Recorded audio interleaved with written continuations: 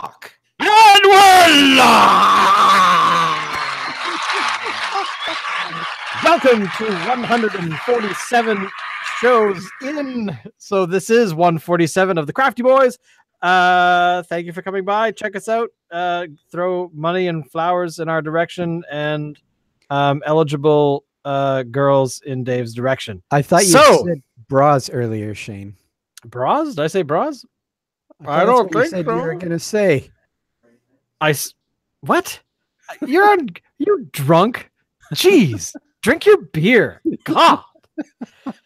So anyway, I'm going to turn it over to Dave because it was Dave's pick this week, and we're just going to tell him off in a few moments. Go ahead, Dave. Yeah. Dave, what was your pick this week? Well, the other two were complete losers, and they couldn't get the pick this week. Mm-hmm. So that's what's going on here.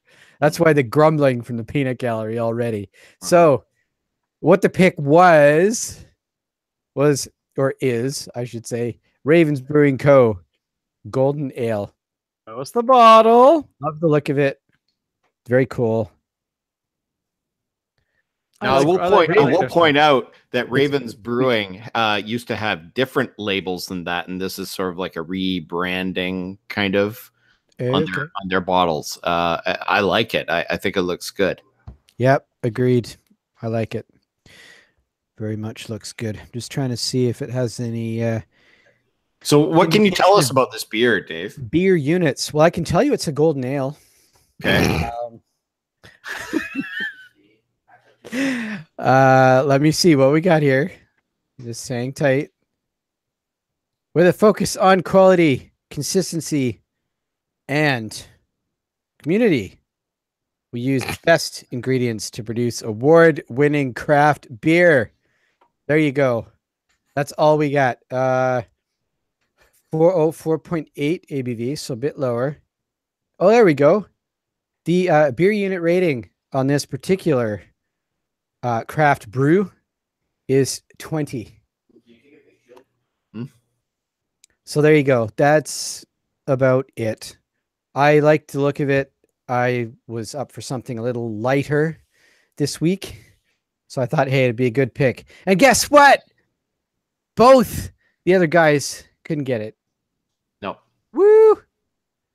Which is interesting because actually the Golden Ale is part of Raven's main rotation of beers. So I find it kind of interesting that Shane, especially Shane, living in Vancouver, couldn't get it. Yeah, it kind of made me mad because I saw that beer like 2 weeks ago. Same. I didn't buy it, and it's nowhere now. It's like completely gone. Like I could not find it at the BC liquor store, which is where I saw it. It's Ravens is like decimated there. I could not find it at Legacy, and I could not find it at my favorite place, Brewery Creek. And I actually went further afoot, and I found another another liquor store down the road on Main Street, at like 35th, I think. Good God, man, they didn't have it either. So it completely is. Wow. Yeah, I don't know what to say because it was weird. I don't know. Maybe they ran out and it just sold out, and we're just unaware of this. But so what you guys are saying maybe all of our viewers bought it in anticipation of this episode. That's right. So they could join in with us. Right. So like thousands of people out there have them. They're anxiously waiting for us to be able to have it. Well, we can't because you guys bought it all. Thank you so much. All right. So, Dave, why don't you open it, give it a try, and in the meantime, let's go on to Shane. Shane, what did you get? Well, last week I saw this on the shelf. It's by Mount Begbie Brewing. Where's my camera? There it is. Okay. It's Attila the Honey, which we have had on the show before, quite early on in the show. The label is completely different. It looks really kind of cool. I like it. It's like a bee riding. It's like, I don't know, Don Quixote charging after. It looks like it was drawn by a kindergartner. Yeah, it does look like, or a really drunk patron. So here's the main ingredient. Or a drunk kindergartner. Or a drunk kindergartner. Honey, honey hops and yeast. It's 5% by alcohol by volume. It has no rating of any kind. I can't tell you what the IBU, the International Beer Unit rating is, but it is. It's quite yummy. I seem to recall enjoying it, so I'm going to enjoy it again because Dave can't pick beers we all can find. What about you, Alan? What'd you get? Okay, so I went a little bit off the board. I was looking for something that was, I knew what Shane was getting, and of course I knew what Dave was getting. I wanted to find something that was kind of similar. But instead, I saw something that kind of really grabbed my attention. I'm like, okay, I'm having this because this is totally speaking to me. It is from Moon Underwater Brewing here in Victoria. It is called their Dime Bag Sour Key IPA. There's a label there. There's a little guy rocking out there. So essentially, this is a funky, juicy IPA conditioned in groove metal with Brett Trois and more than a few dime bags of fresh sour keys. Now, if you remember what sour keys are, there's those gummy candies that are in the shape of a key and they're sour when you eat them. You guys remember those? I haven't had them in forever. Yeah, so these things are like awesome. And this beer has had like sour keys floating in it. There's no sour keys in it right now. I would hope that they... So anyway, I'm going to give this a try. I don't know. I mean, I don't think that this is actually going to be a sour beer per se.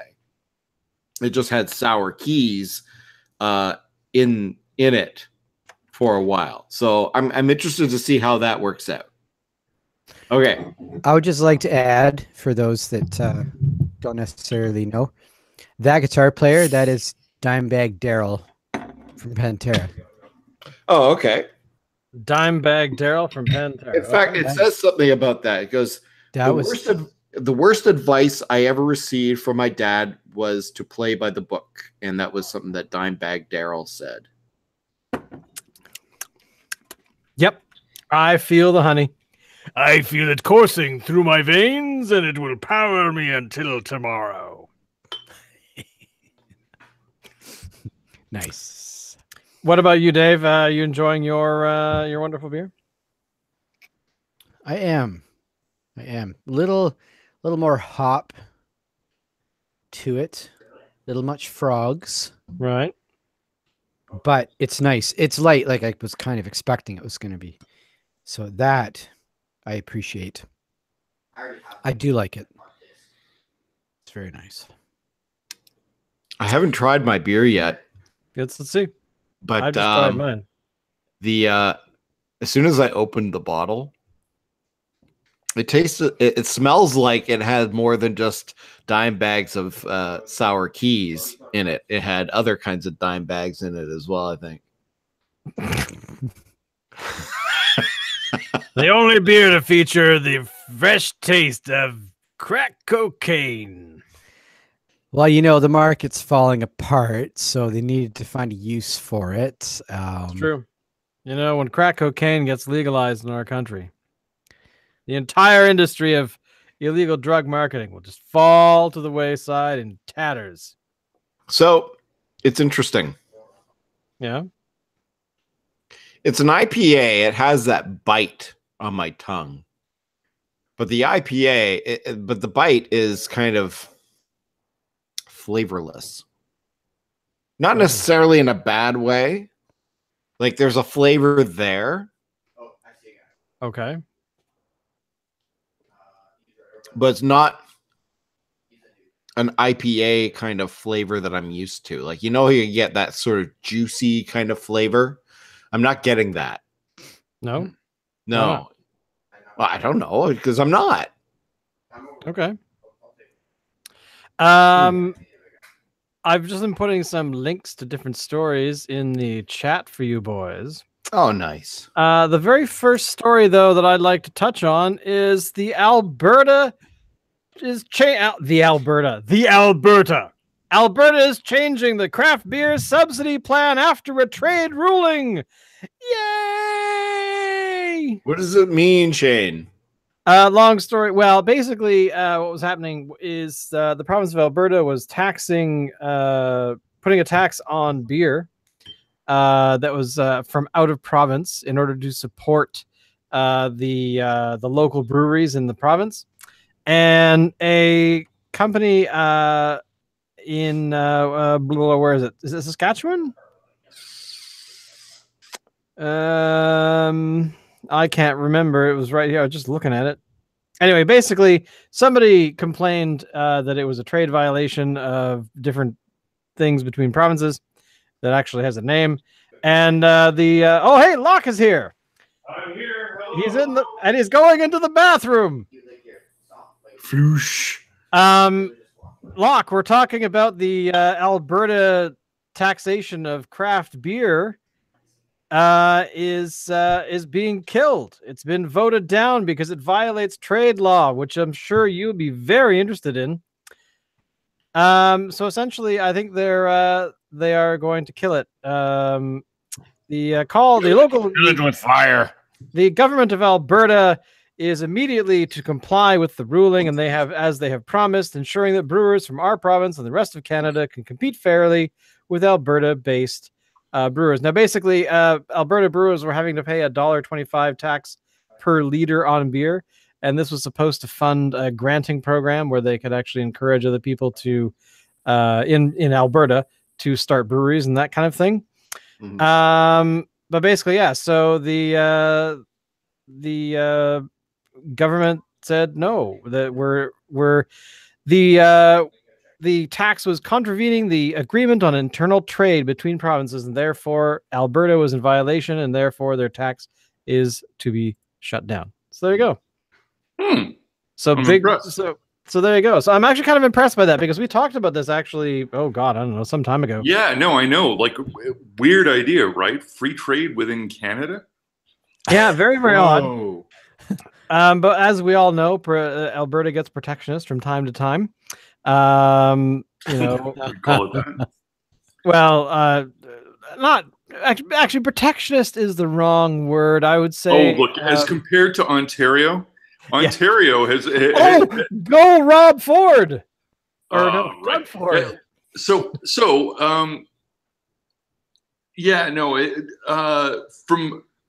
So I just went to an opening of a Czech style pub on the corner of Queen Street West, and I tried an Amsterdam Brett IPA, which you know how Bretts get a little weird on what those esters will do.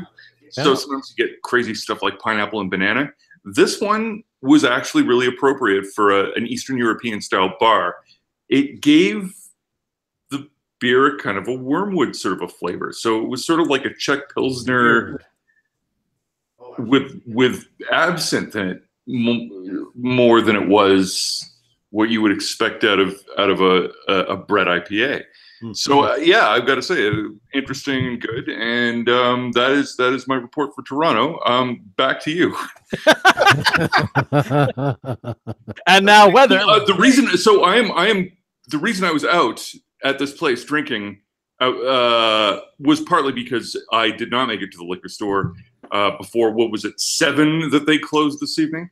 Oh my Lord. Yeah, like it's that kind of a place. Like, you know, they really do punish beer drinkers in this province. What the hell is wrong with Toronto, or actually the entire province, I guess? Hey, guess who they elected? So there you go. Yeah, that is not getting old anytime soon. He says, looking at his own provincial government. So nice. So yeah, so that was actually, I was just weird when you came in there, Locke. That was basically what I was reiterating, was this whole plan for the thing, and Alberta is now dead. So more power to the thing, which is interesting because on the other side of the planet, on the other side of the country, the Prince Edward Islands 5 breweries are combining to make a thing called the PEI Craft Brewers Alliance, which is kind of sort of what I guess the province of Alberta was attempting to do for their own breweries. But essentially, they're deciding to band together to create this organization in order to have a stronger voice in how taxation is done, what kind of rules around marketing are, and also working with liquor boards from people from all provinces and territories. So I thought that was kind of cool. I don't, off the top of my head, know if anything like that exists in our province. Any ideas, guys? No.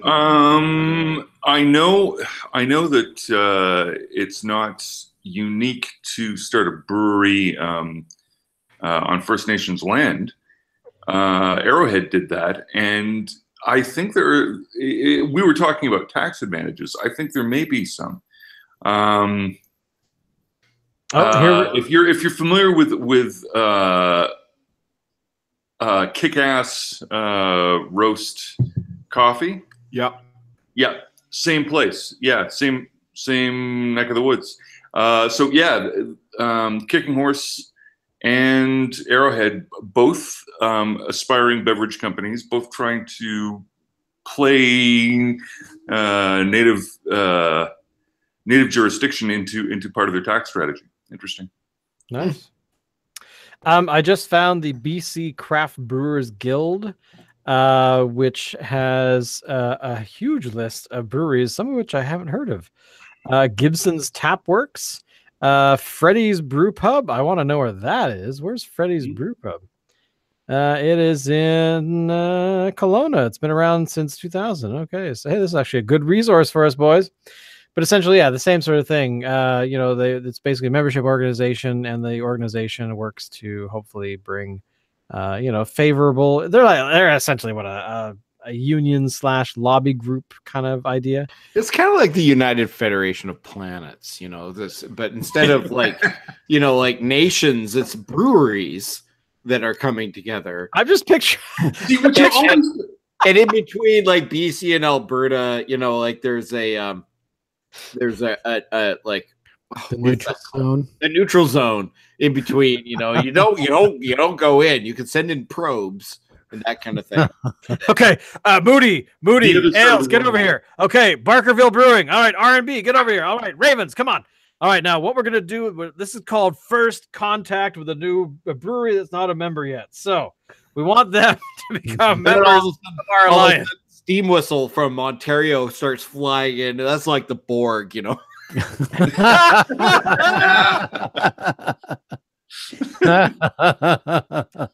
is so true. It's so sad, but true.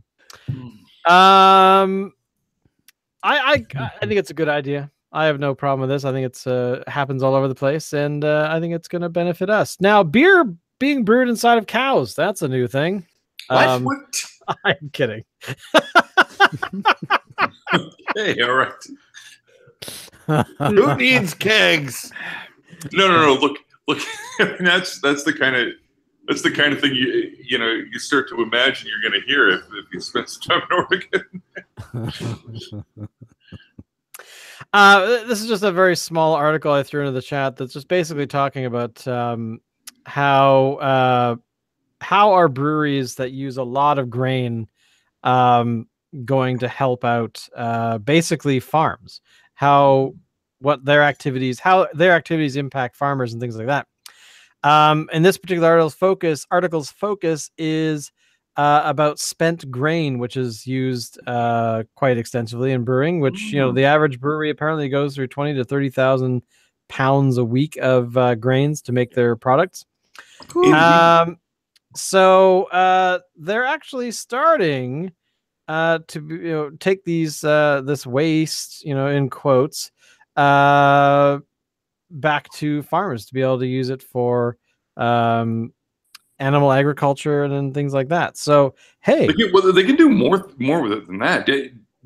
Do you recall the? So I'm tying two topics together. So on the Alberta front, you remember that Big Rock has a brewery in Vancouver, right? Yep. Their brew pub? I walked by it today. They use spent grains in their pizza crusts, and they are fantastic. Spent grains have unique culinary qualities that suit people as well as they suit farm animals. Yeah, I mean, a lot of these No, things. this is coming from a Scot because we eat oats, but there you go. Well, this particular, they're talking about how feeding it to cows is a huge benefit to the cows because it's really high in protein and it's able to encourage cows to make more milk and such things. Yeah. But they're also talking about actually near the end of the article, they're actually talking about how a lot of bakeries are using it as well to put into their things, and also apparently a lot of places that make shakes and things like that. Like I'm assuming not Orange Julius, but that's the only one I can think of at the moment. Let's think of a juice making company are using it to subsidize to add stuff to their drinks. So you mean like if you were a vegan and you wanted a smoothie, you might go to some kind of product done with that? Sure. Is that I'm guessing you don't know? That's that. I guess they're not talking about veganism, but okay. Well, I'm just thinking because you could do the same thing with milk, couldn't you? Yeah, true. And the last story that I found today that I thought was kind of interesting is Smithers is getting another brewery called the Smithers Brewing Company. Their line will feature 8 styles of beer, such as a strawberry rhubarb on tap when they launch. So yeah, they apparently met a couple years ago and said, let's make a brewery. And then they were like, awesome. And then there you go. So it's opening on Canada Day, which I think is the best way to open a brewery at all. I think that is sort of great. So if you guys were going to have like your own brewery, what would be your launch? Because I'll just read you off the ones here. The 8 different styles of beer. They'll have a sour, a brown ale, the strawberry rhubarb. They're also going to have one-off offerings and weirder stuff. So there you go. Okay. So what the other remaining beers will be? Who knows? It'll be weird. So so that's what they're going to be doing. But what would you guys do? Like if you were to open a brewery tomorrow, what would your line be? Like what would you focus on for the styles of beer you would have? And I'm just going to say right now, I pictured Locke as like nothing but IPAs. That's all you get here. You want a bitter? No. You know I like my sours. That's true. The thing with mine is each one would come in a vial, and it would be like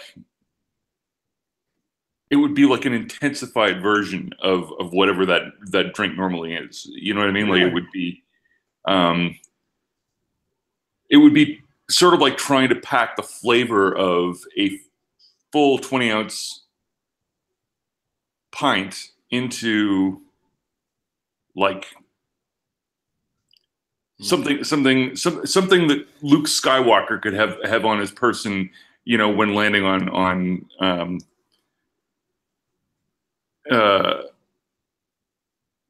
Dagobah? On the Dagobah system. Or Dagobah. What is that? Is that?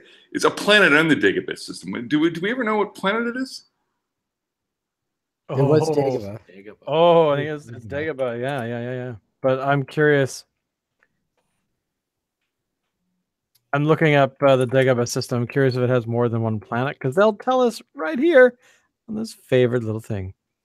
Oh, by the way, I saw Solo. Oh, and what did you think of Solo? And I have to say, I think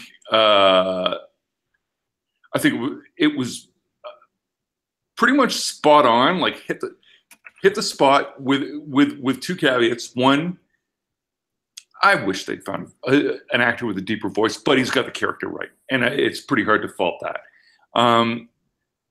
2, the vacuum space monster could have been less Muppety. It was a bit of a Muppet. You know what I mean? Yeah. Make sure you're not giving away any spoilers. I haven't seen it yet, so. Right. Okay. Well, let's put it this way: the one big takeaway from that I brought from that film was the line spoken by C-3PO from Empire, telling everyone that the Millennium Falcon has a very peculiar dialect, and that is actually answered as like to it. why. So that's actually in the film where you Well find out referenced, why. sir. Well Yeah. referenced. So there you go. Apparently, there are other planets in Dagobah, the Dagobah system, but no one seems to really know what other planets there are. So, God damn you, George Lucas, for not fleshing out your thing. By the way, I'm just going to interject here with another article that just popped up on my news thing as it's This just scrolling up. in. This just in. Moosehead is tapping into the craft beer market with a new small batch brewery. They're only going to be brewing within 20 barrels, and they're going to be set up in St. John's. They open on Saturday. Moosehead is getting into the craft beer market. Well, that's not surprising. All those bigger sort of breweries, the national and international ones, they're feeling the pinch because of the craft beer movement. So a lot of them are creating either craft breweries or faux craft breweries to try to tap into that market. Oh yeah, Toronto. The Toronto airport had I think it's a Coors Molson outlet that in some way referenced craft beer, but Well, as of Saturday, they'll be featuring small batch beers, a stout, a Dunkelweizen, a Bock, a session IPA, and an October brown ale. The latter of which is inspired by the first beer brewed by Moosehead back in 1867. So that should be interesting. But of course, a lot of this is the kind of the sad thing about. We struggle sometimes finding the same bloody beer to have on the show. Like today's a perfect example. 3 different beers from 3 different breweries, and we wanted one of them. But, all of these breweries that I'm looking at, like I'm just looking at the Ontario market. I'm looking at the Winnipeg market. And there's a bunch of beer places that we'll just never be able to access unless we go there. So I'm proposing we hit the road, boys. Crafty Boys live. The idea was spawned in 147. All right. I think this is genius. We got to run with this. This is bold. This is exciting. I want to see you guys and myself all go to Montreal sometime. Oh. I agree. Sure. So Dave, yeah, I'm all over it. Put it on your schedule. I was like, I'm all over it. Okay. By the way, Dave can't even find time to go to Victoria for Beer Fest. He's on the same bloody island. I know. It's Victoria. Which reminds me, Dave, guess what's happening? Yeah, there's a Beer Fest coming up in September. Oh, you don't say. Tickets go on sale, I think on Saturday. Cool. Wow. Yeah, Dave, you have to buy tickets and actually commit. It's like an overnight thing in September, Dave. Hi, employer. How are you doing? Yes, I need a couple of days off in September. Is that cool? Well, thanks for the incredible warning. That's totally awesome. I'll make sure to schedule around that. Thanks, because I usually would like to ask you the day before, which normally you say no. Yeah, I know. When you give me no choice but to say no, I mean, that's kind of how this whole employee-employer relationship works. You come in here the day before, you want to take the time off and go, hey, I want to take some time off. And then I'm like, yeah, bite me. Focus. Yeah, so I'm sorry about that whole thing, but I'm giving you several months' notice right now, so plenty of time to adjust the schedule for that 1 week. Thanks, Dave. Thanks, employer. You're fired. So there you go, Dave. I'm sure you could plan around that before. Oh God, that reminds me so much of those employee orientation videos. That was When awesome. setting fire to I'm your gonna employees, make something. sure Now, you do it. Jane, how long has it been since you've actually had an employer? Oh my God, 15, 20 years. 2003. Okay. So, sometimes things aren't as easy as that. So, take for me for instance. Now, this is an extreme case, but this is how my employer does things. We have to book our vacations in October, the year before the vacations are supposed to happen. So my vacations for Beer Fest, I had to book last fall. Once I've booked them, I cannot change them. So if I book vacation time and I decide I don't want it at that time, I want to shift it to some other time, too bad. Okay, this is Isn't that the this is how the situation I world just works described? sometimes. So what that may not work for Dave, what you just described to him, just going up to his boss and saying, "Hey, can I have a couple of days off?" Because he may work for a large faceless corporation where he is merely a number, and talking to your direct supervisor does nothing.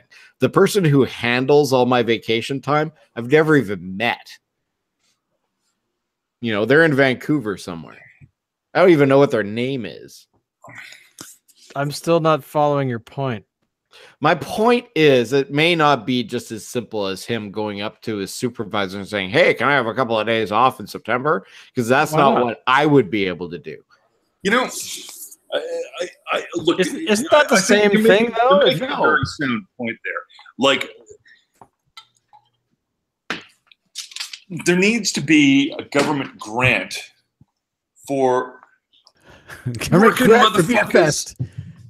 Working motherfuckers who go to beer fests, like as an entrepreneurial venture. Yes, that's what we need. Yeah, and it's a cultural entrepreneurial venture. Don't forget that it is undoubtedly cultural. This brewing beer, terribly cultural. The English will tell you and invented it, but it's Scots, right?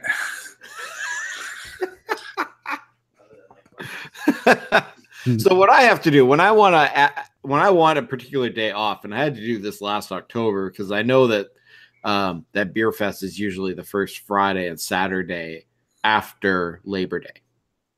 So I anticipated what day it was going to be, even though it hadn't been announced yet. And I had to fill out a form and fax it to some number, and it goes someplace in Vancouver. I don't know where specifically. I don't know who to talk to over the phone about it. But a few weeks later, I get a response back saying approved or denied. I have to book my vacations in a certain order, using a certain protocol within a certain time frame. And if I don't, they book my vacations for me. They choose the dates that I'm off. They book it and they tell me. And if I don't like it, tough. Wow, that is weak. Holy. Yep. All right. We need to figure out a way to beat our way through this.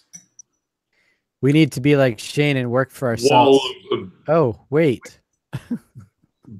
Red tape. This is red tape getting in our way. We need to carve out some official beer blogger. What's the contemporary word? What do people call us to talk about beer on the computer to Call ourselves? us losers usually. but if you're going to sell it to a government agency, you'd probably still call it losers. But what would be the model? high profile fine beverage influencers. Fine beverage influencers. Fine I like where beverage we're going here. Fine beverage influencers. I think it's true that we've influenced the beverage market, at least on account of the my being a lush. I don't know about you guys, but I think I throw my weight around. You know what? I find that you add a little bit of distinction to it if you put some sort of like a number after it. So if that's your title, what's the title? What did we say? Fine. So, okay, whoa, look, back up. We're all a number. Forget that business. No. But if you're going to be a number, make sure you're the number on speed dial. That's no. So what's the title? Fine beverage influencers. Fine beverage. Grade two, or grade 6. Grade 6. Grade A. 6. Okay. Grade You're not a first grade. You're not a second grade. You're 6th grade. Whoa, that is impressive. I think we should go with grade A. Unless it's like Ships of the Line, in which case it works its way backwards. I don't. Is there an actual grading system? No. We could just break about how many IBUs we have. It's all made up. Listen, so I was looking for jobs at one point. This was several years ago. And my supervisor at the time said that I could put down whatever I wanted on my resume for my job title at that particular time. And she said that if anybody phoned her to say, so Alan does this particular job, she would know and say yes. So I instead of saying that I was just a clerk, I made up some sort of really grandiose sounding title that was basically the same thing, and I put the word like grade 6 or level 6 or something after it to make it sound even better. I didn't end up getting the job that I applied for, but it was fun. That's awesome. I'm picturing like one of us would do this to, somehow equate ourselves as being members of Starfleet. The last time I got a job with a resume, I actually put on the resume races around the Earth in my rocket ship in under the hobbies section. Nice. Yeah, I haven't handed out a resume since 2001, I think. Wow. It's been a long time. Look at you now. Look at me now. Wow. That's so true. I totally forgotten what the hell we were talking about before we started talking about employment. Hey, so let's talk about this. Okay. All right. So Canada and the United States finally are at war. A trade war, but war all the same. I don't know if it's a full-blown trade war at this point. Yeah, it totally is. Yeah. There's been a lot of hot air, but it's a lot of hot air. What are you guys going to do to beat down the American? Continue pumping hundreds of thousands of dollars into their economy while taking nothing away except the things they say in a room full of right. Okay, obviously you're going to school there. Yeah, so. No, look, how am I fighting this trade war? I think the honest answer is I'm not. Okay. I'm thoroughly compromised in this regard. My question is to everybody but Locke. Are you guys going to stop buying American beer? Like beer from Portland or Seattle or... No, because all this crap will pass by and then some other person will get elected and they'll be like, what kind of a stupid thing was this? And then they'll get rid of it. Okay. Because it doesn't work. Dave? I agree with Shane. At least I hope that's the way it's going to go. Well, I was far more hopeful until Ontario did something stupid the other day. So what did Ontario do? Oh, aside from oh yeah. Yeah, right. I know what I'm going to do. when I get back to Portland, every time a stripper wants me to tip her, I'm just going to smile in her face and say, "Oh, it's a trade war, honey." Oh, Tariffs. Oh no, man, it's a trade war. It's a trade war. It's terrible. I don't know. It's, I have a feeling the bouncers probably won't see it the same way. No. I'm sorry. It's a trade war. Get out. Would the bouncers care if you didn't tip though? Yeah. Would they? Well, yeah. Well, it depends on the joint. Some joints maybe not. But yeah, I mean, look.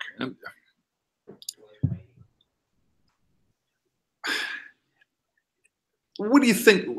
How much money do you think strippers make unless it's by tips? Oh, I don't know. You know what? I'll be honest with you. I have no idea. Yeah, like it's not a well, it sort of depends on the stripper and it sort of depends on the venue and it sort of depends.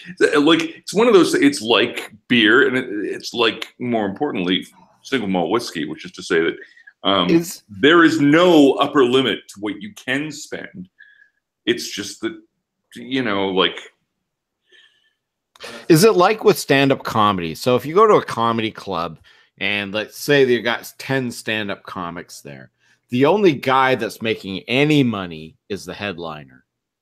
The headliner is making No. everybody else is. I see where you're going with that, and that used to be how it was back in like the '80s in Calgary. Right. Yeah, like there would be touring strippers and like Best Chest in the West and all that kind of shit.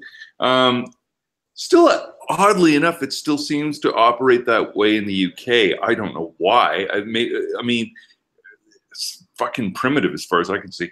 Like Portland's weird because it's effectively stripper capital of North America, and so ultimately the market's oversaturated. That said, every second fucking pub is a fucking strip club, and so everybody goes and everybody seems to like it. And truthfully, I can see why. Like there's lots to like about it. So yeah, but I mean, when you got that many strippers all trying to get paid, and all of them think that it's a great idea to be in the place where you get the maximum competition, because that's the way you make money, right? Anyway, so they all go there and they all, essentially work their asses off. And indeed, literally, if you think climbing, a chrome pole into midair so that you can do acrobatics is easy as shit. I mean, I'm not going to try it. You know what I mean? Like that's you need talent and strength to do that. And by the time we're done with it, if you've got a lot of leftover, need for liposuction, I'd be a little surprised. What the hell was that? That was a fucking motorcycle. Oh, okay. I'm on Queen Street West. The other day, like literally a week ago, I saw a guy in a black pickup truck ram a taxi cab off the street. what? On purpose. What? Yeah. Huh? Toronto. Yeah, Weird. Toronto. It's all a little fucked up. That said, it was late at night, so it's not like there was a busy sidewalk or anything. But man, yeah, rammed fucking taxi off the street, took out a parking meter. That doesn't seem very smart. Well, yeah, I mean, it's. I think it's a lot of something. Smart would not be the first thing that I would throw in that, adjective sort of bidding war. Yeah, I don't know what the right adjective for that is. Dickish. Fucking Boneheaded. Well, this is the province that just elected you know who, so That raises questions right there. Fordley. It was mighty Fordley. It was like Rob Ford in that video where he runs across the room to hit the lady. Runs around a corner across the room to hit the lady. Did I remember that. Like that.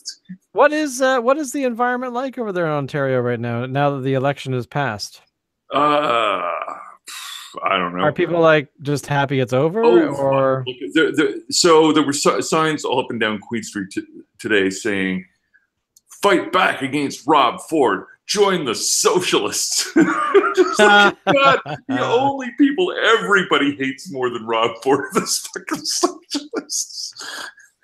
You know, like, you know, really, you can't even rebrand like the socialists, right? Not the National Socialists. So at least they didn't call them that. But yeah, I don't know. nice?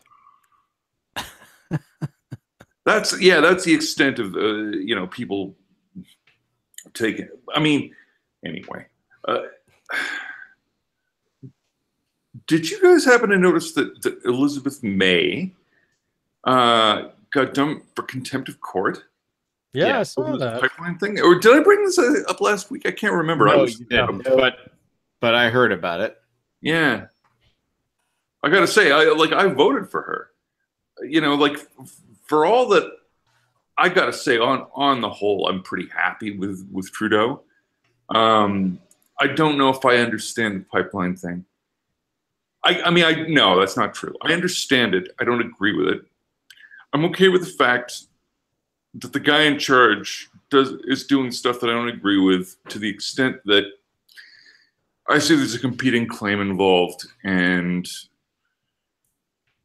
the climate being what it is, maybe this isn't such a bad thing right now. But at the same time, I got to say, what Elizabeth May did impressed the hell out of me. She went up and said, not only am I pleading guilty to contempt of court, I hold my head high in doing so, and fuck you guys. Elizabeth May. She had integrity the way you would want in a prime minister.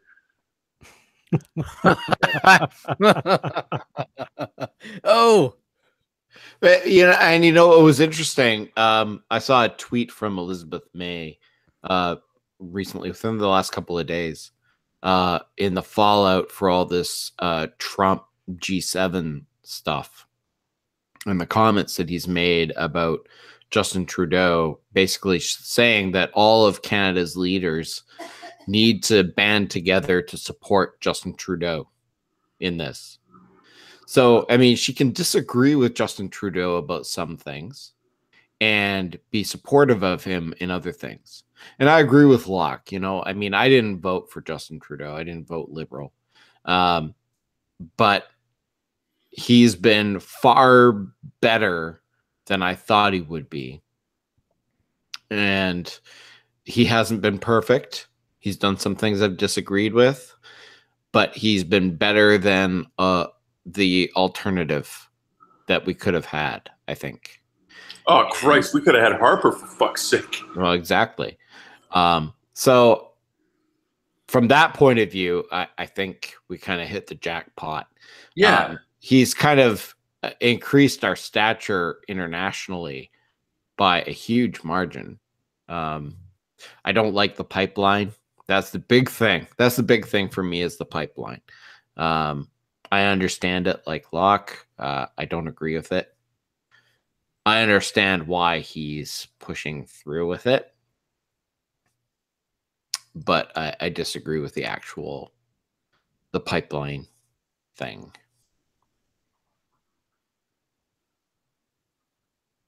You guys? Not a fan. Honestly, I don't even understand the whole thing. I just have questions about the environmental impact, and that's the big problem is, I mean, there's two camps battling it out. One is not wanting it in their backyard, and But I do have to say one thing about pipelines in general is that our entire infrastructure and economy right now, as of today, is built upon oil. Resource extraction. Like that's a reality. We have, we if we'd said no to every single pipeline and that kind of thing, then trucks wouldn't drive down the street, and large vessels in the ocean wouldn't travel across carrying goods, that kind of stuff. I mean, that's just the reality we're in now. To me, I don't know. I think the pipeline idea, as it is being designed right now, is a terrible idea, and I think that one of the quotes from Good Will Hunting popped into my mind a couple of years ago when this whole thing started, where it's not too long until the captain has a couple and decides to play slalom with icebergs, or not in our case down here, but eventually they're going to hit something. I mean, we've seen it happen before up in Alaska. Yeah, so I don't want to say that oil's bad, because it's not. It's a fuel that we've had to use for the last 130 years or so, and it's worked its way into our system where if we just decided all to quit using oil tomorrow, the entire planet would shut down. Go start digging up your street and start making a garden, because that's what the reality would be. So then we have like that, but sorry, the whole digging up the street and making a garden isn't. That's not the trouble of. I mean, that's a. Oh, look, it'd be a little bit Smurfy in a way. You know what I mean? Like, if we could do that. The real problem is that everybody's fucking military runs on gas. Well, that too. I mean, this is the thing, right? The conventional military, and the real reason we're not going to move away from oil is because I'm not sure that's a bad thing. It's a bad thing if we did it. It's a bad thing if now. It's a bad thing if the people that don't like North Americans, and there are plenty of them out there, and they're not necessarily all of them reasonable. Some of them are, not all of them are. If the ones that aren't have all the gas and all the weapons, then it's not a good situation for us. Well, no, right? I was saying that based on the assumption that it would all come to a halt planet-wide. Well, look, I mean, what do you? So sorry, wait, back up. Sorry, say that again. I missed that part. What you said? Well, because I thought you guys were making the argument that all oil production would cease and all military. Yeah, that's. I mean, that's not going to happen in any respect at any time. Like I think you can pretty much confirm that you're not going to get hard edge to the end of the oil industry. That simply won't happen. Hell no. Is it going to get slowly but surely replaced by electrical? I don't know. That's yet to be seen. I mean, I think it's a good idea, but it's already starting. Yeah, look, hard to say how it's all going to play out. It doesn't solve the macro problem. I can't imagine, like warships and stuff in the ocean and fighter jets running on electrical energy anytime soon. No, that's not.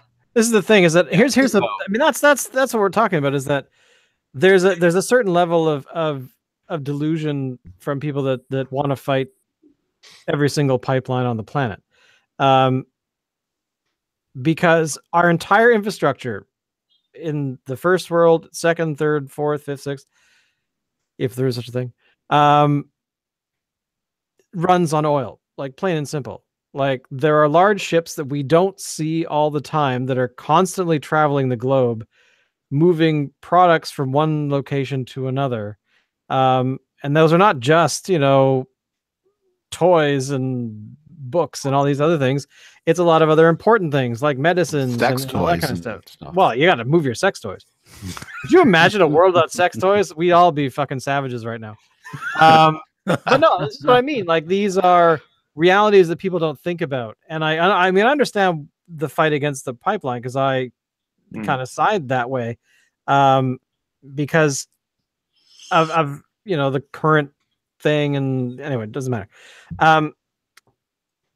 And to say that we should all just switch over to electrical power, it's not going to happen, because, I mean, yes, it can happen for homes. I mean, look, we're in BC. Most of our electricity comes from fucking hydroelectric power. It's not like we have, a huge, do we have any gas burning, or I don't think so. Maybe we do. I don't actually know.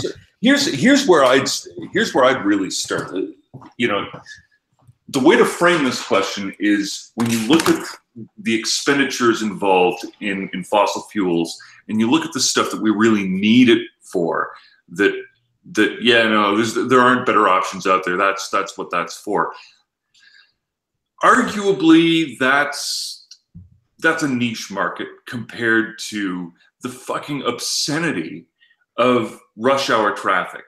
What is rush hour traffic but everybody fucking burning fossil fuels in their car while they sit in a queue waiting for another queue, so that they can get home at all the same late time of day, which is to say, like, probably they spend an hour on the road that they didn't need to.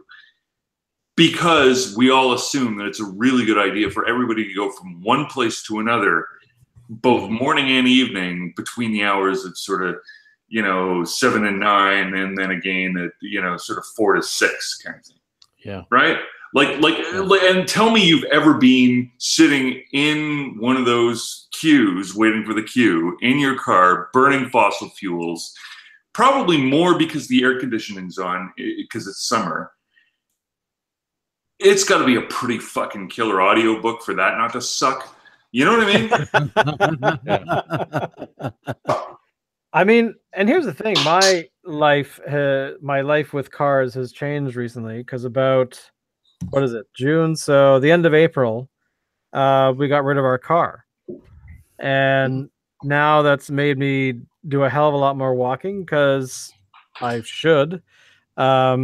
And there's also the fact that I don't, if I do need to have a car to do something that requires, me to carry something heavy that I don't feel like lugging around on my back, then I have the car-to-go system, which allows me to rent a car, go do that thing, and then, when I'm done, I dump it off wherever the hell I want. So, I mean, there's, some advantages to that. So in theory, my footprint for fuel has dropped significantly.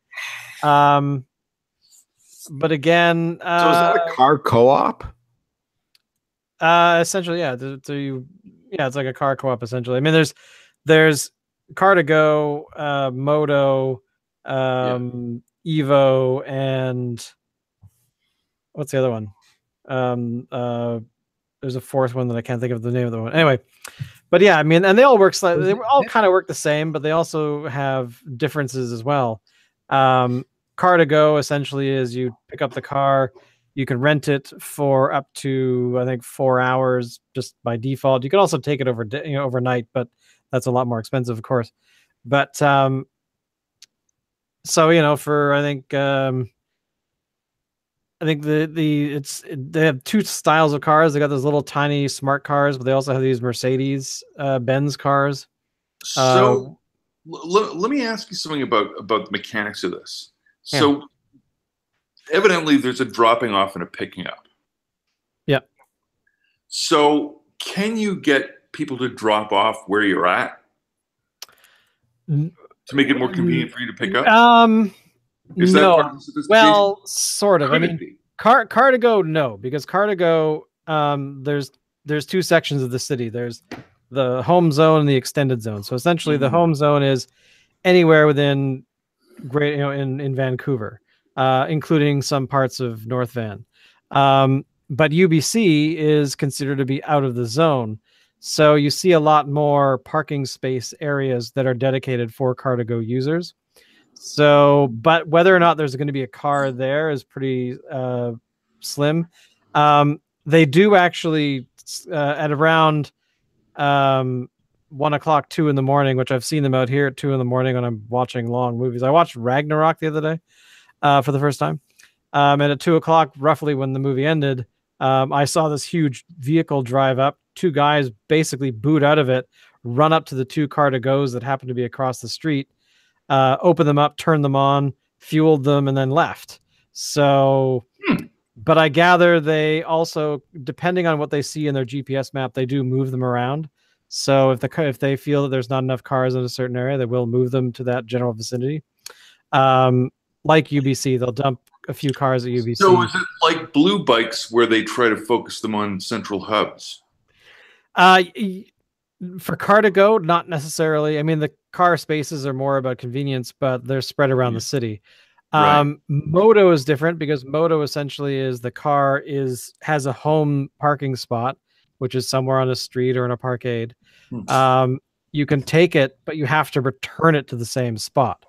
So, and Evo is kind of like car-to-go. You can kind of park them anywhere. There's all, but they also again have their dedicated spots as well.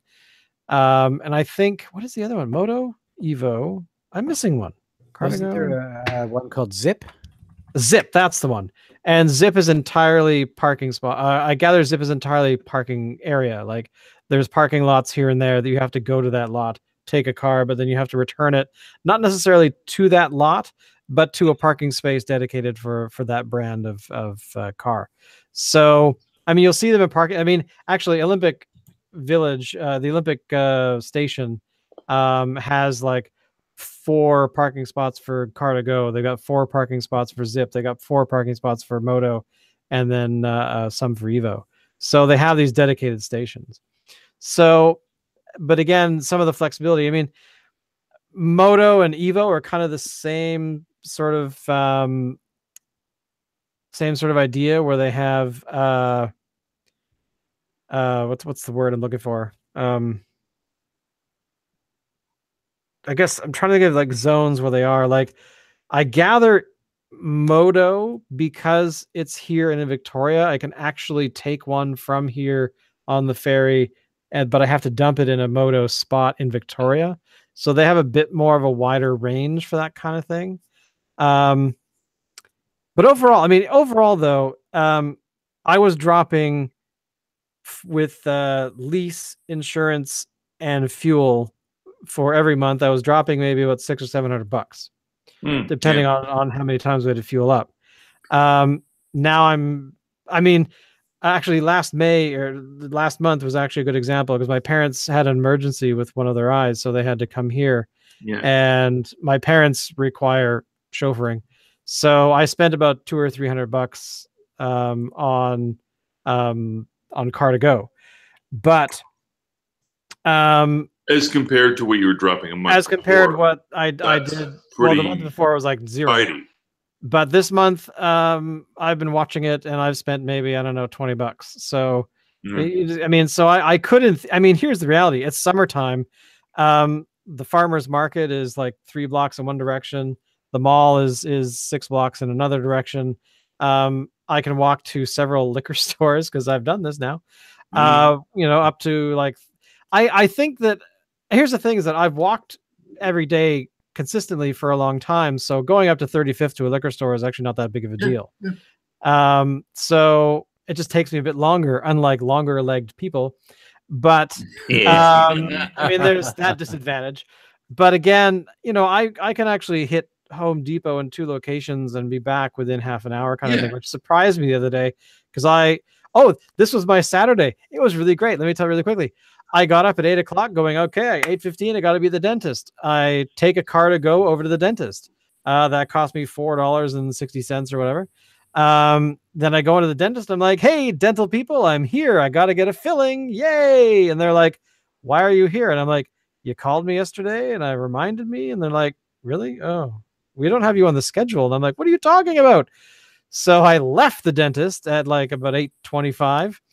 And I thought, hey, my shower needs to be resealed. I think I'm going to go do that right now. So I walked over to Home Depot. I walked over to the other Home Depot, and within like an hour and a bit, and I got working on my shower. So I resealed my entire shower in the bathroom, and it wasn't fun, but it was a thing I'd been wanting to do for like a year and a half. So, But then later on, I had to go and get, like, I decided to replace like the caddy thing in the shower where all the soap and stuff lives.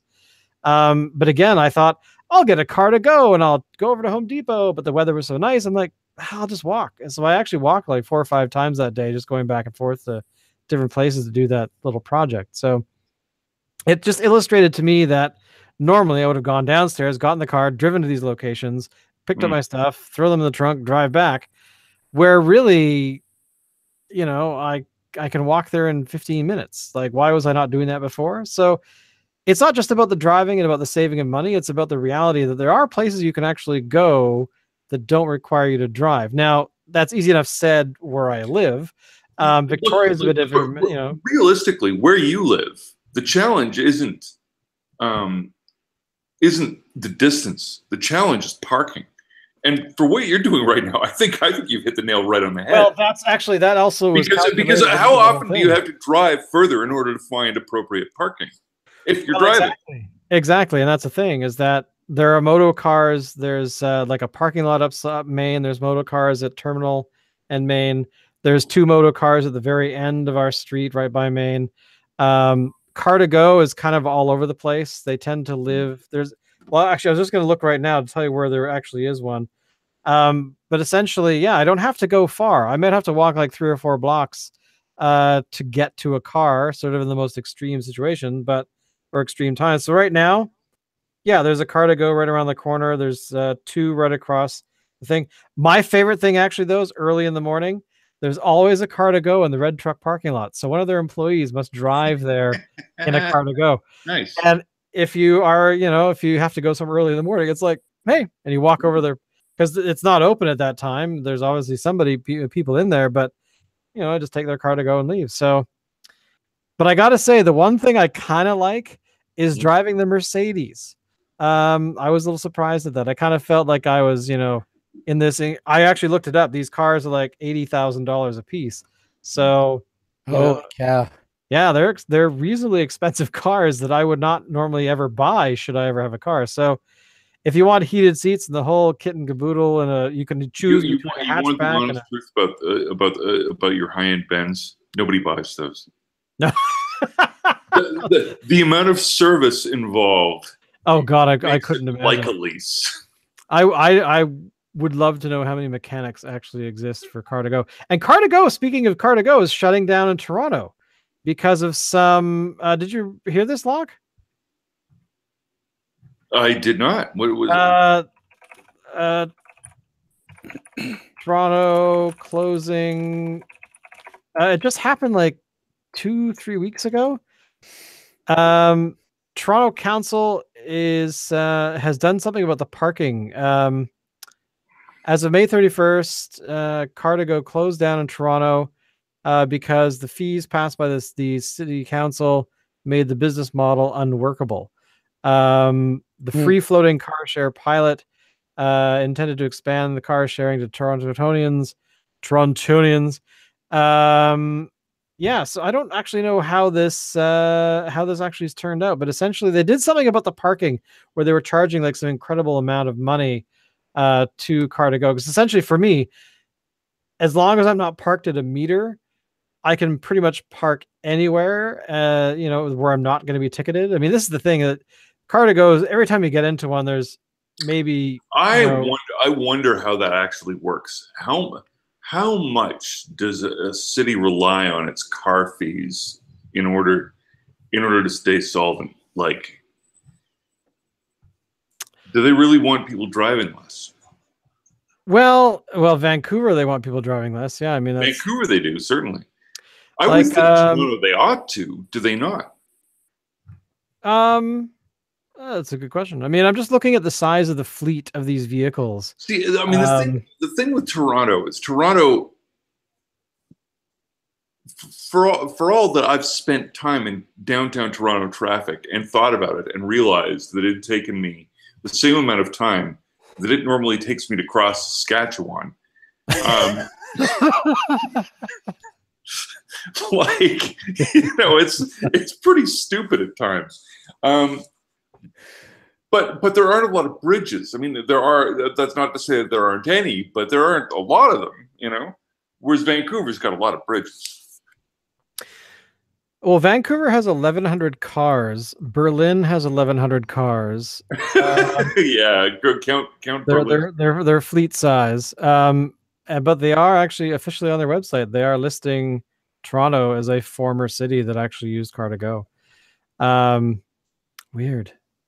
That is so strange. But yeah, I actually didn't realize this. Apparently in Amsterdam, Madrid, Stuttgart, they are a lot of their vehicles are electrical.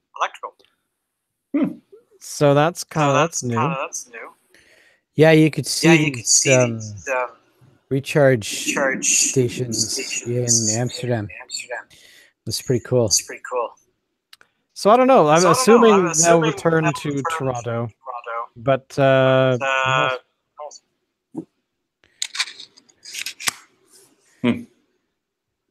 but overall, I give it a thumbs up. Holy echo we're getting from the left side. Yeah, I know. This is the first time in ages that I'm using a computer that doesn't have broken speakers. Oh, nice. Maybe that's got something to do with it. Or it could be the distance. True. But I don't know. We've been going for about an hour, boys. Got anything else you want to talk about? No. Alan sounds so defeated. I told How you was your about beers? How did you like your beers? I give Attila the Honey a thumbs up. I think Amsterdam Brewery should do more Brett IPAs. The Moon Underwater Dime Bag IPA was interesting. I don't know if I get it. And Dave? It was good. I liked mine okay. Not sure I would either. But it was decent. It's decent. Cool. All right. Well, on that note, thank you everyone for watching. Do come back anytime you feel like it. We have 140 other episodes you can check out. And Alan, take us out.